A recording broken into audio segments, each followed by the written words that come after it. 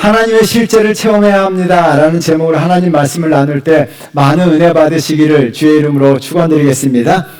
감리교 창시자 존 웨슬리 다 알고 계실 것입니다.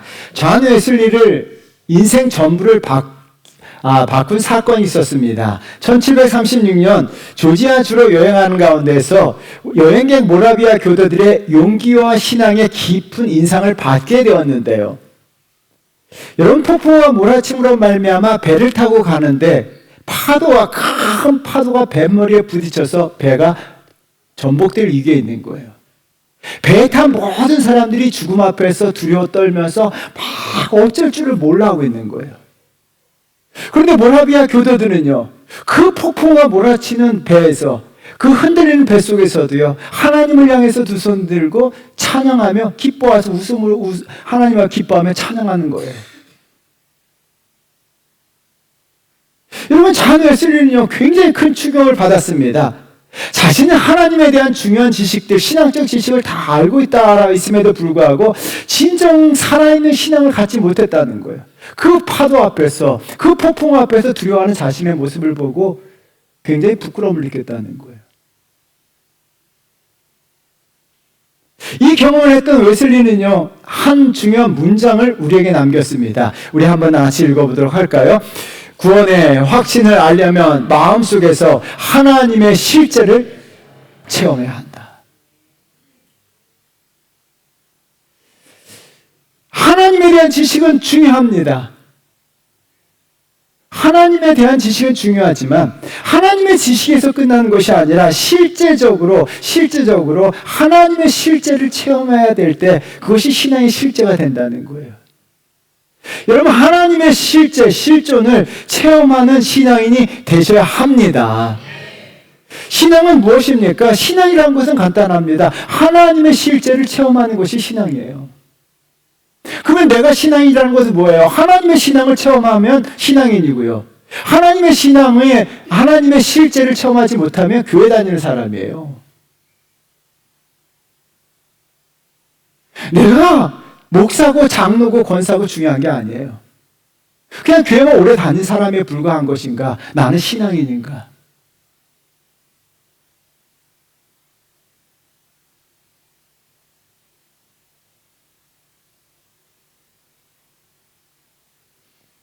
신앙은요, 하나님의 실제를 체험하는 게 신앙이에요. 하나님은 실제이신 줄 믿습니다. 실제이신 하나님을 체험하셔야 돼요. 그렇다면요, 하나님의 실제를 체험하는 것은 어렵지 않아요. 왜요? 하나님이 우리와 함께 계시고 가까이 계시기 때문인데요. 27절 말씀 우리 한번 같이 읽어보도록 하겠습니다. 이는 사람으로 혹 하나님을 더듬어 찾아 발견하게 하려 하심이되 그는 우리 각 사람에게서 멀리 계시지 아니하도다. 여러분, 하나님은 우리 각 사람에게서, 저와 여러분들에게서 멀리 계신 분이 아니라는 거예요. 그래서 메시지 성경은요, 하나님은 숨바꼭질하지 않습니다 라는 표현을 사용했어요. 하나님은 꽁꽁 숨어 계신 분이 아니에요. 저와 여러분들 각자에게서 멀리 계시지 아니하시고 가까이 계시고 함께 하시는 줄 믿습니다.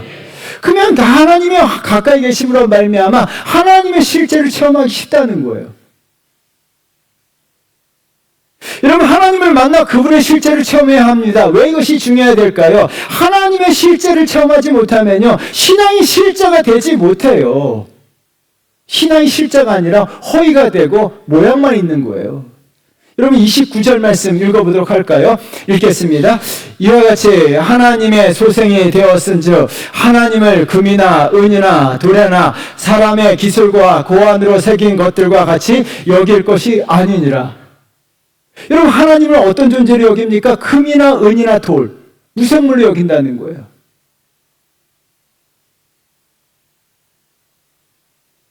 하나님과 나와 인격적인 관계가 없는 거예요. 여러분, 돌과 나와 무슨 관계가 있냐는 거예요. 금과 아무리 세상에서 비싼 금이라 할지라도요, 그 금과 나 무슨 인격적인 관계를 맺고 살아가냐는 거예요.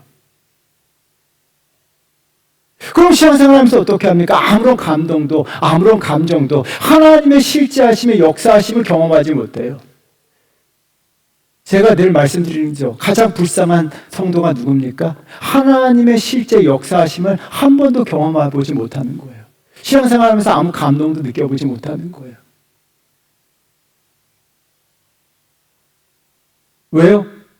하나님이요, 돌이나 금이나 은처럼 무생물로 여기기 때문이죠. 여러분, 하나님의 실제를 경험하게 되면 신앙은 실제가 되고 하나님은 우리 삶의 실제가 되셔서 실제로 역사하시는 줄 믿습니다. 여러분, 이 사실 꼭 기억하셔야 돼요. 신앙은요, 하나님의 실제를 체험해야 돼요. 하나님의 실제를 체험하게 되면요, 하나님의 역사하심이 실제 우리 삶 가운데 나타납니다. 이게 신앙의 공식이에요. 여러분, 하나님의 실제를 체험한 성도들에게 하나님은 실제로 그들의 삶 가운데 실제로 역사하세요. 그렇다면 하나님의 실제하심의 역사하심이 우리 삶 가운데 나타나기 위해서는 하나님의 실제를 내가 체험하셔야 돼요. 그렇다면 우리가 하나님의 실제를 어떻게 체험해야 될까요? 성경에서 가르쳐주는 방법은 간단합니다. 첫 번째가요, 하나님을 찾아야 합니다. 하나님을 찾으셔야 합니다. 아시시의 성자 프란체스코, 굉장히 유명하신 분이죠. 이분에 대한 유명한 일화가 있습니다. 어느 날 베르나르라고 하는 귀족이 이분의 신앙을 시험하기 위해서 자기 집에 초청합니다. 근사한 저녁을 대접하고 자기 방에 등불을 켜놓고 자기 방에서 함께 잠을 자기를 요청합니다.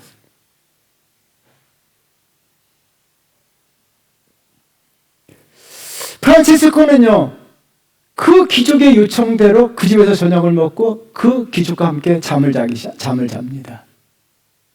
잠을 자는데요, 프란체스코가 먼저 잠이 든 척하는 거죠. 그 잠이 든 척하면서 코를 고는 척합니다. 그러자 귀족도, 베르나르도 경도요, 프란체스코가 잠든 것처럼 보이기 때문에 자기도 잠든 척하면서 코를 더 크게 골아요. 프란체스코가요, 베르나르가 잠든 것을 보고 창가로 가서 그때부터 무릎을 꿇고 두 손을 들고 기도합니다.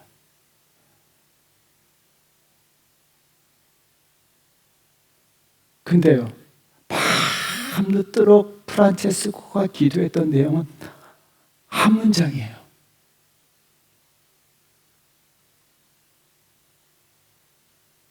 나의 전부이신 나의 하나님. 나의 전부이신 나의 하나님.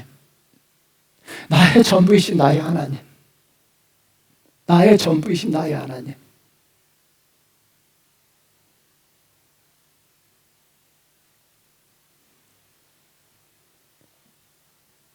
여러분, 그분의 기도는 단 한 가지였다. 나의 전부이신 나의 하나님만 찾았다는 거예요. 어떤 강구도, 어떤 부탁도, 어떤 요청도, 어떤 요구도 없었다는 거예요. 그냥 밤 늦도록 울면서 무릎 꿇고 하늘을 향해서 두 손 들고 나의 전부이신 나의 하나님, 나의 전부이신 나의 하나님, 나의 전부이신 나의 하나님 외치면서 그게 그분의 기도였다는 거예요.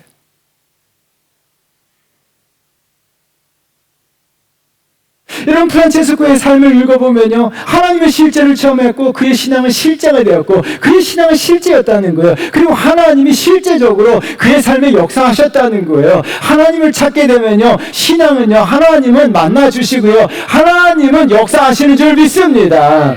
프란체스코뿐만 아니라 하나님의 실제를 체험했던 모든 믿음의 사람들의 공통점은요, 하나님을 찾았다는 거예요. 오늘 본문에서 사도 바울이 그것을 강조해요. 27절 말씀, 여러분 크게 읽어보도록 할까요? 읽겠습니다.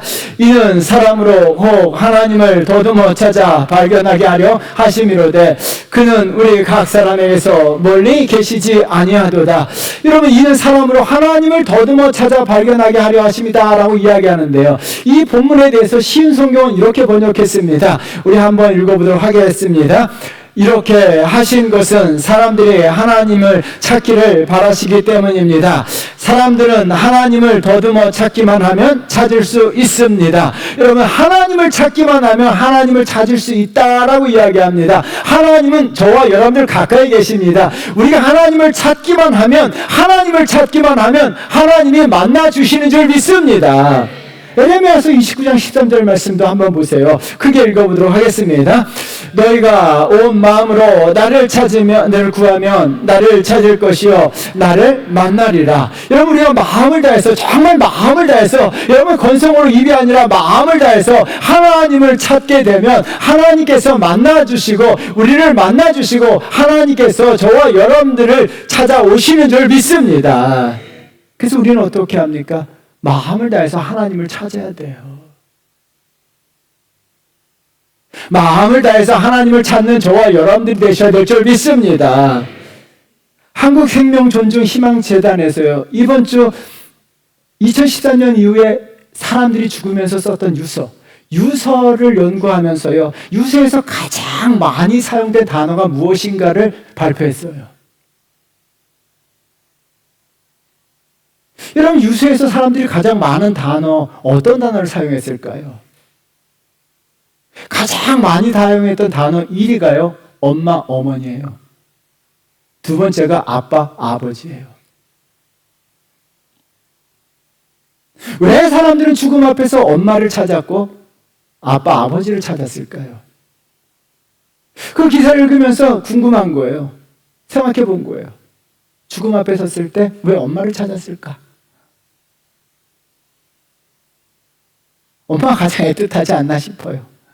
엄마 하면 괜히 눈물이 나고, 엄마 하면 괜히 보고 싶고, 엄마 하면 괜히 이렇게 마음이 푸근하잖아요. 아버지는 2등으로 밀렸습니다. 아버지 하면 그래도 아버지가 생각난 거예요.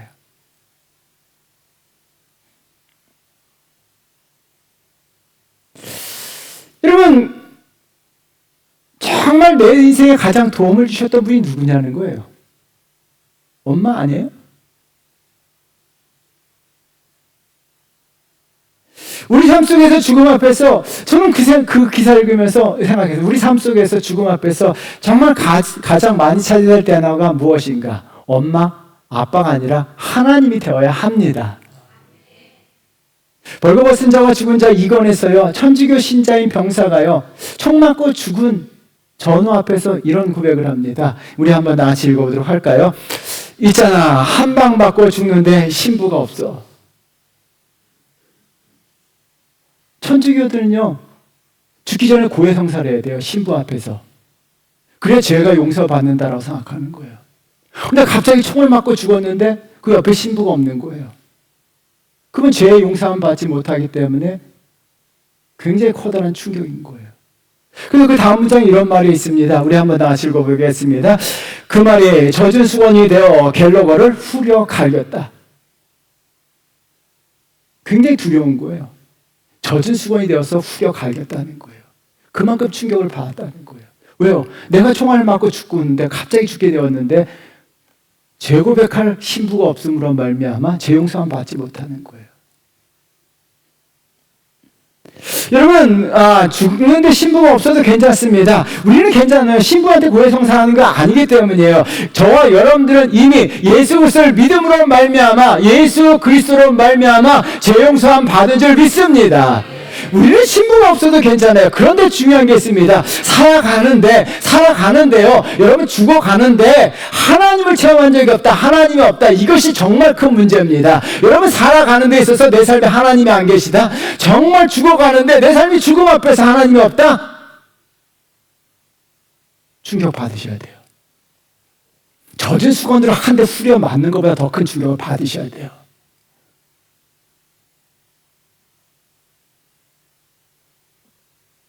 예수님께서도 십자가의 죽음 앞에서 기도하셨던 게 뭐예요? 엘리 엘리 라마 사막다니. 엘리가 뭐예요? 하나님, 나의 하나님, 나의 하나님. 예수 그리스도는 죽음 앞에서요, 나의 하나님, 나의 하나님을 찾았어요. 예수 그리스도께서도 죽음 앞에서 나의 하나님, 나의 하나님을 찾았다는 거예요. 죽음 앞에서 예수님을 찾으셨고 날마다 하나 겟세마네 동산에서 기도하실 때도 엘리 엘리 했고요. 주님은 새벽에 산에 올라가서 기도하실 때도 엘리시 하셨어요. 나의 하나님을 찾았어요. 여러분, 하나님을 찾아야 됩니다. 삶 앞에서 하나님을 찾게 되면 하나님을 만나는 은혜가 넘칠 줄 믿습니다. 여러분, 기도는 간단합니다. 나의 하나님 이거만 하면 돼요. 엘리, 예수님께서도 아주 엄청난 문장으로 기도하지 않으셨다는 거예요. 예수님도 나의 하나님, 십자가 죽음 앞에서 얼마나 짧게 기도하셨어요. 엘리 엘리, 나의 하나님. 이게 기도의 전부예요. 여러분, 살아가는 데 있어서 나의 하나님 이 한마디를 외치게 된다면요, 하나님이 찾아와 만나주시고요, 하나님의 실제를 경험하게 되고 하나님의 실제를 체험함으로 말미암아 하나님이 실제적으로 저와 여러분 삶 가운데 역사하십니다. 그래서 반드시 우리 삶에는요, 나의 하나님을 찾는 역사가 있어야 돼요. 그러면 하나님이요, 실제로 우리 삶 가운데 실제가 되셔서 역사하세요. 신앙의 실제였던 시편 기자의 고백이에요. 시편 42편 1절 2절 우리 한번 크게 읽어보도록 하겠습니다. 하나님이여, 사슴이 시냇물을 찾기에 갈급함같이 내 영혼이 찾기에 갈급하나이다. 여러분, 갈급함이라는 단어에 동그라미 쳐주셔야 되고요. 2절 말씀 읽어보도록 하겠습니다. 내 영혼이 하나님 곧 살아계신 하나님을 갈망하나니 내가 어느 때에 나아가서 하나님을 얼굴을 배울까. 하나님의 찾기에 갈급하다라고 이야기하고요, 내 영혼이 살아계신 하나님을 갈망한다라고 이야기합니다. 그럼 신앙이란 건 뭐예요? 참된 신앙은 뭐예요? 갈급함과 갈망함이에요. 여러분, 신앙생활 하나님 앞에 나왔을 때 갈급함과 갈망함이 있으셔야 합니다. 그렇다면 오늘 나왔을 때 그냥 나왔는가? 갈급함과 갈망함이 내 마음속에 지금 있냐는 거예요. 하나님을 향한 갈급함, 하나님을 향한 갈망함이 있냐는 거예요.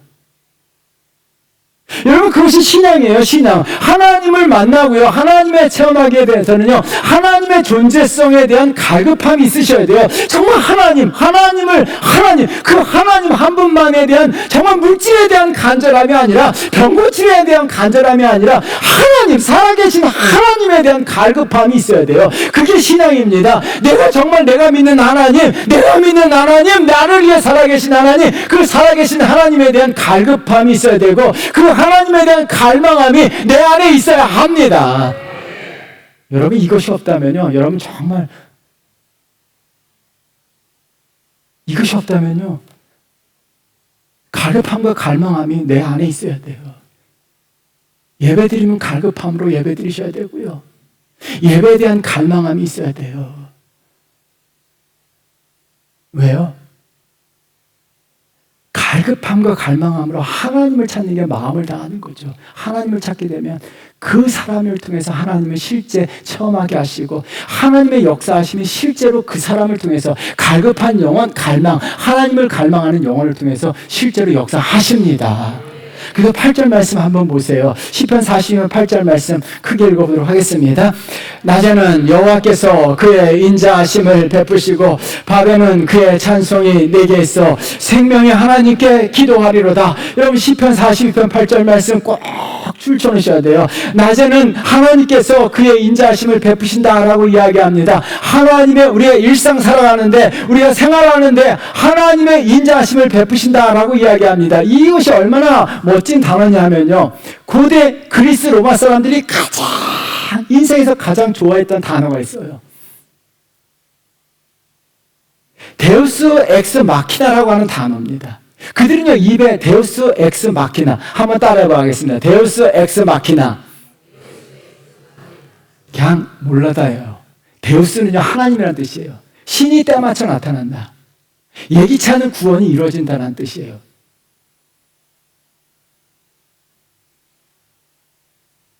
여러분, 정말 내가 필요할 때 하나님이 나타나신다는 거예요. 정말 나는 예상하지도 못하고요, 정말 안절부절하고 있을 때 예기치 않은 구원이 이루어진다는 거예요. 이 역사가 일어나야 될 줄 믿습니다.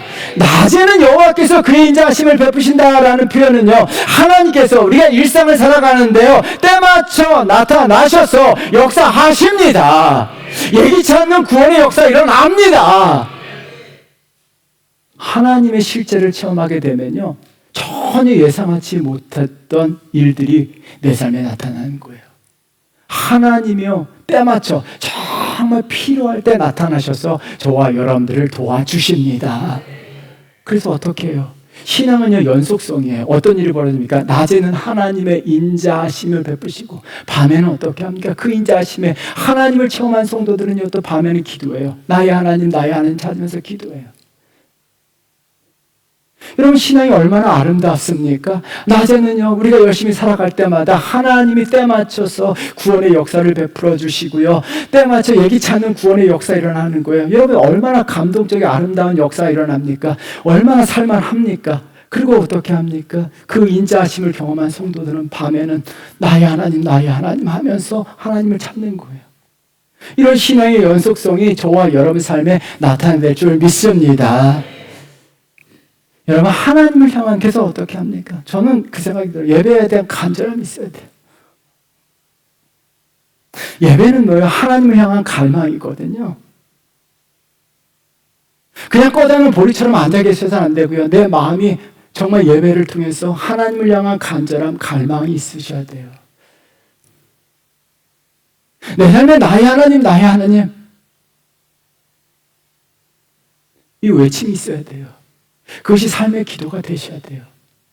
여러분, 기도 못한다고요? 이보다 더 쉬운 기도가 어디 있어요? 기도 못한다는 건 말이 안 되는 거예요. 기도 못한다면 이렇게 하시면 돼요. 나의 하나님. 좀 더 길게 하고 싶으면요, 나의 전부이신 하나님, 이렇게 기도하시면 돼요. 그냥 하나님 앞에 나와서요, 저녁에 나의 하나님만 외쳐보세요. 그냥 잠자기 전에 나의 하나님만 외쳐보세요. 아침에 눈을 뜨고 일어나서 나의 하나님 외쳐보세요. 정말 여러분들이 간절함이 있을 때, 정말 어려운 일 당할 때, 힘든 일 당할 때, 정말 간구도 못할 정도로 힘이 들 때는요, 간단합니다. 그냥 손 들고 하늘을 바라보면서 나의 하나님 외쳐보세요. 그럼 하나님이요, 실제가 되셔서 여러분 삶에 나타나서 도와주십니다. 여러분, 이런 신앙의 체험이 우리 삶 가운데 넘쳐야 돼요. 하나님은요, 실제하신 분이기 때문에 우리가 하나님을 실제로 체험하게 되면 하나님의 실제 역사하심이, 예기치 않는 구원이, 때에 맞춰 나타나시는 하나님의 역사하심이 실제가 돼서 저와 여러분 삶 가운데 반드시 나타납니다. 이런 경험을 하셔야 합니다. 이런 성도 되시기를 주의 이름으로 축원드리겠습니다. 두 번째는요, 하나님의 실제를 체험하기 위해서 하나님을 힘입어 살아야 합니다. 영국의 존 월터라고 하는 사업가가 있었어요. 그의 인생은 26세까지 참으로 망가진 인생이었어요. 하는 일마다 하나도 안 되는 거예요. 모든 게 실패예요. 그런 인생 있잖아요. 젊었을 때 하는 일마다 하나도 안 되는 인생.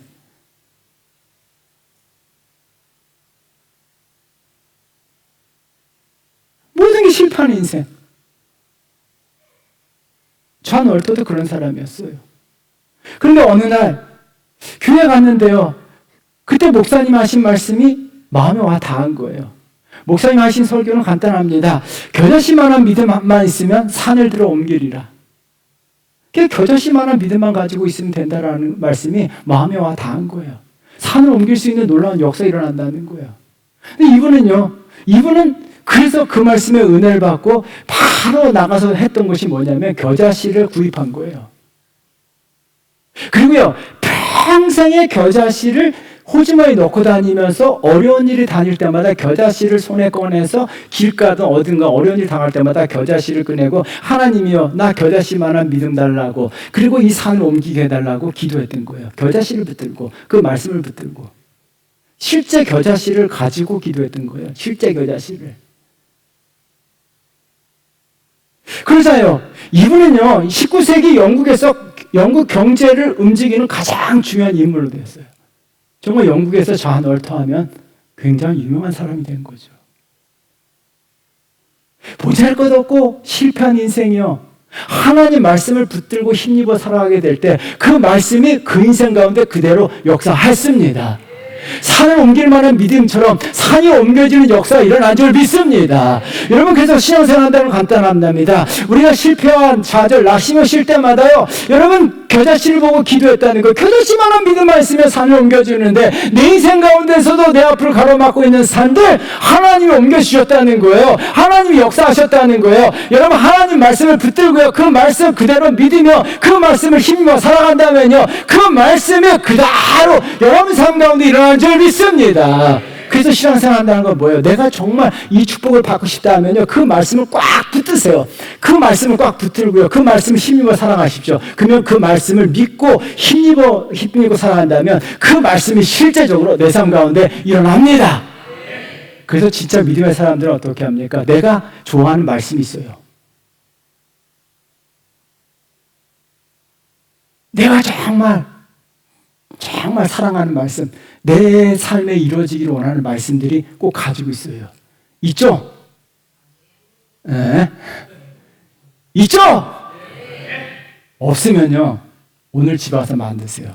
그리고 그 말씀을 붙들고 살아보세요. 그러면 그 말씀이 그대로 이루어집니다. 뭐 무드셀라처럼 969세까지 살았다 이런 말씀 붙들지 마세요. 정말 축복의 말씀을 붙들고 살아간다면 그 말씀 그대로 일어나요. 여러분, 하나님 말씀을 힘입어 살아가면 하나님 말씀이 능력이 되어 내 삶에 나타납니다. 여러분, 이 사실을 믿으십니까? 이 사실을 믿으십니까? 화가 김한기 씨가요, 프랑스에서 딸에게 보낸 편지 가운데 이런 내용이 있어요. 읽어보도록 할까요? 조선 자기에는 그만 우리 생활이 찌들어 있느니라. 조선의 벽자에 우리 생활이 찌들어 있다라고 생각하면서요, 이 김한기 씨는 조선의 자기만을 연구했어요. 그것을 붙들고 살았어요. 그래서 한국에서 가장 비싼 화가고요, 한국적인 화가로요, 세계에서 가장 한국적인 화가로 김한기 씨가 뽑잖아요. 그럼 우리가 붙들고 살아야 될 것이 과연 무엇이냐는 거예요. 여러분, 조선자기 안에 우리 생활이 찌들어 있지만 하나님의 말씀 안에는요, 우리의 삶뿐만 아니라 하나님의 능력, 하나님의 지혜, 하나님의 성품, 하나님의 생명이 그 안에 다 들어가 있는 줄 믿습니다. 하나님 말씀 안에는요, 하나님의 능력이 있습니다. 하나님 말씀 안에는요, 하나님의 지혜가 그 안에 있습니다. 여러분, 이 사실 믿으십니까? 여러분, 하나님 말씀을 힘입어 살아간다는 것은 곧 하나님을 힘입어 살아가는 거예요. 요한복음 1장에서 뭐예요? 하나님이 태초에 말씀과 함께 하신다고, 말씀이 곧 하나님이라고 했어요. 여러분, 말씀은요, 하나님이세요. 하나님과 말씀은요, 같은 거예요. 동등한 거예요. 따라해서 말씀은 곧 하나님이십니다. 말씀을 힘입어 살아간다는 것은 곧 하나님을 힘입어 살아간다는 것과 동등한 거예요. 그러면 그 말씀 안에 하나님의 능력이 있고 하나님의 은혜가 있고 하나님의 생명이 있어요. 그 말씀을 붙들면요, 하나님을 힘입어 살아가는 것과 같고 그것이 내 삶의 능력이 되어 나타나는 줄 믿습니다. 사도 바울도요, 반드시 하나님을 힘입어 살아갈 것을 강조했는데요, 28절 말씀 읽어보도록 하겠습니다. 우리가 그를 힘입어 살며 기동하며 존재하느니라. 너희 시인 중 어떤 사람들의 말과 같이 우리가 다 그의 소생이라? 아니, 우리가 그를 힘입어 살며 기동하며 존재하느니라에 줄쳐놓으셔야 돼요. 여러분, 메시지 성경은 그분을 벗어날 수 없다라고 이야기합니다. 우리는 하나님의 존재를 벗어날 수가 없고 하나님을 힘입어 살아가도록 창조되었습니다. 피조물인 저와 여러분들은요, 하나님을 힘입어 살아가도록 창조된 줄 믿습니다. 그러면 우리는 반드시 하나님을 힘입어 살아가야 돼요.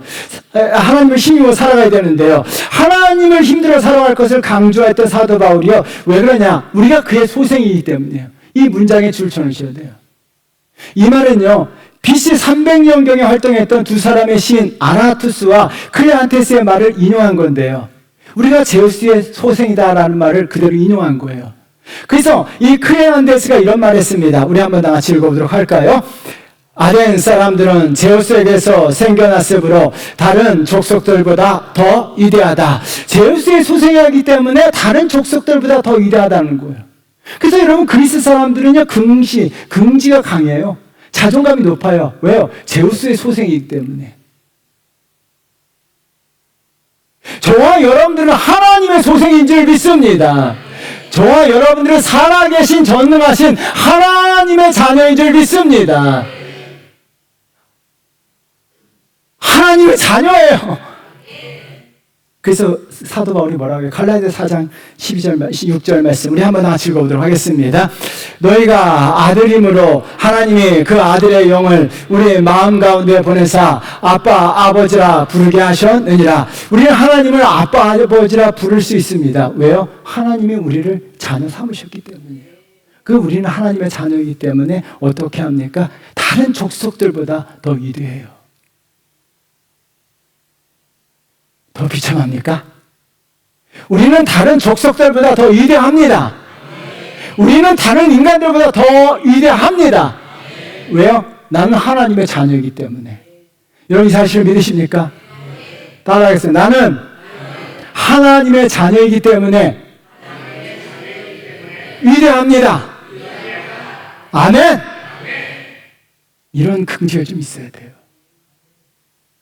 그냥 이유 없어요. 하나님의 자녀이기 때문에.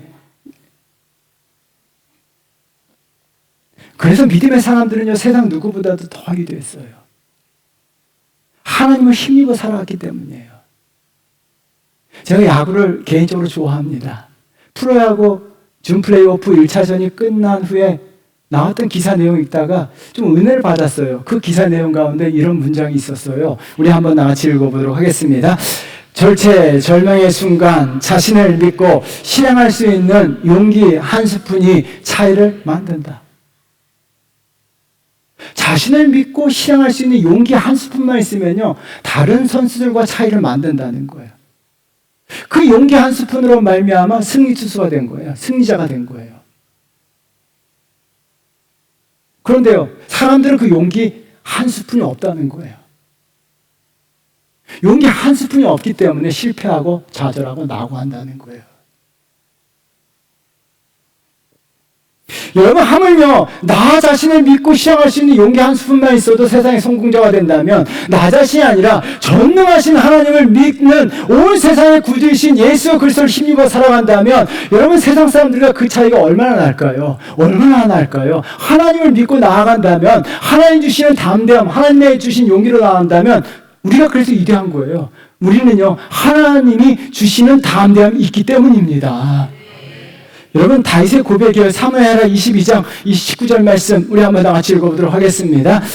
그대 나의 재앙의 날에 내게 이르렀으나 여호와께서 나의 의지가 되셨도다. 여러분, 여호와께서 나의 의지가 되셨다라고 이야기합니다. 재앙의 날이라는 걸 힘들어요, 어려워요, 환란이 찾아왔어요. 그런데 다윗은 어떻게 합니까? 사람들을 의지하지 않았어요. 여호와만이 나의 의지가 됐고 하나님 말씀을 힘입어 살아갔다는 거예요. 다윗은요, 동시대 사람들과 엄청난 차이를 보였습니다. 다윗은요, 출생부터 위대하게 출생한 것이 아니에요. 다윗은요, 볼품없는 목동에 불과했습니다. 그런데 어떻게 합니까? 그가 하나님을 힘입어 살아감으로 말미암아 여호와가 나의 의지가 됨으로 말미암아 동시대에서 가장 위대한 인물이 되었습니다. 왜요? 하나님이 한 스푼의 용기를 주신 것이 아니라 하나님이 그리스도로 담을 수 없는 담대함과 용기를 다윗에게 주셨습니다. 하나님을 힘입어 살아간다면 하나님은 그리스도로 담을 수 없는 담대함, 용기를 저와 여러분에게 부어주십니다. 그래서 어떤 일이 벌어져요? 여러분 30절에서 이렇게 고백해요. 한번 다 같이 읽어보도록 하겠습니다. 내가 주를 의뢰하고 직전으로 달리며 내 하나님을 의지하고 성벽을 뛰어넘나이다. 여러분, 성벽, 자기 앞을 가로막고 성벽을 뛰어넘는다 그랬어요. 제가 추석 명절 기간 동안에 벌거벗은 자 죽은 자 2편 읽었어요.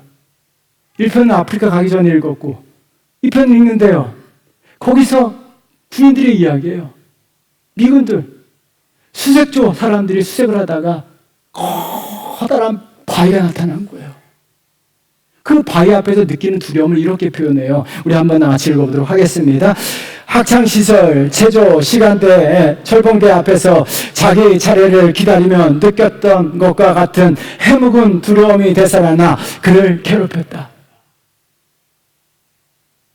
자기 앞에 있는 커다란 바위 앞에서요. 어릴 때 체조 시간에 그 철봉대 앞에서 두려워 떨었던 그 해묵은 두려움까지 되살아나서 이 두려움이 공포가 가중되는 거예요.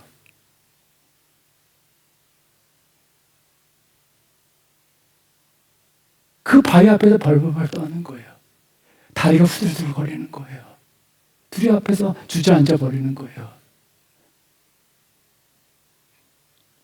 다윗은요, 자기를 가로막고 있는 성벽을 뛰어넘는다 그랬어요. 왜요?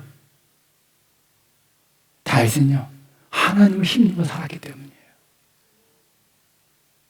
다윗은 해묵은 두려움이 없었습니다. 다윗은 해묵은 두려움이 없었어요. 어린 시절부터 사자와 곰을 때려잡았습니다. 왜요? 하나님을 힘입어 살았기 때문에 다윗은요, 해묵은 두려움이 쌓여있지 않습니다. 하나님이 함께 하셨습니다. 그러므로 말미암아 다윗의 인생에 거기서 차이가 나는 거예요. 동시대 사람들과 다른 거예요. 동시대 사람들과 다릅니다. 여러분, 하나님을 힘입어 살아가게 된다면 하나님께서 담대함을 주실 줄 믿습니다. 성벽을 뛰어넘을 수 있는 용기를 주실 줄 믿습니다. 우리가요, 하나님 말씀, 하나님을요, 여러분 정말 힘입어 살아간다면 하나님의 실제가 우리 삶에 나타나요. 그래서 하나님을 의지해 보십시오. 그냥 하나님을 의지하는 거예요. 그러면 희한해요. 이것이요, 원인이면 결과예요. 내가 하나님을 의지하게 되면요, 하나님의 실제가 내 삶에 나타나서 하나님의 실제를 경험하게 돼요. 또 하나님의 실제를 체험했던 성도들은 계속해서 하나님을 힘입어 살아가게 돼요. 그게 다른 거예요. 하나님 주신 담대함과 용기를 가지고 살아가요. 달라요. 커다란 바위 앞에서 성벽을 뛰어넘는 용기가 생기고요. 그러므로 말미암아 우리는 볼품없다 할지라도요, 세상 사람들과 삶의 차이가 있는 거예요. 해묵은 두려움을 꺼면서 늘 두려워하면서 늘 한숨 쉬면서 늘 힘들어하며 살아가는 것이 아니라 어떤 환경 속에서도 하나님을 의지하고 그 말씀이 내 삶에 역사하실 것을 믿고 나아가는 거예요. 여러분, 승리의 삶을 살아갑니다. 결국은 믿음의 사람이 승리합니다. 사랑하는 성도 여러분, 한 번요, 하나님 말씀을요, 집에 가셔서 성경을 이렇게 아무 데나 펼쳐보세요. 그리고 이 말씀이 좋다면 그 말씀을요, 붙들고 한번 살아보세요. 그 말씀이 내 삶에 그대로 역사하세요. 그러면서 하나님도 체험하게 되고, 한번 하나님의 실제를 체험하게 되면요, 그 말씀을 힘입어 살아가게 되고 하나님을 의지하고 여호와가 나의 의지가 되셔서 살아가요. 그럼 다윗과 같은 동시대 사람들과 보다 더 위대한 믿음의 사람이 되는 줄 믿습니다. 이런 성도 되셔야 할 줄 믿습니다. 사랑하는 성도 여러분, 신앙은요, 살아계신 하나님의 실제를 체험하는 게 신앙이에요. 살아계신 하나님의 실제를 체험하게 되면 내 삶에 살아계신 하나님의 실제가 역사하십니다. 그러기 위해서는 하나님을 찾아야 돼요. 나의 하나님. 따라하겠습니다. 나의 하나님. 나의 전부이신 하나님. 여러분, 운전하다가도 나의 하나님. 기도 참 쉬워요.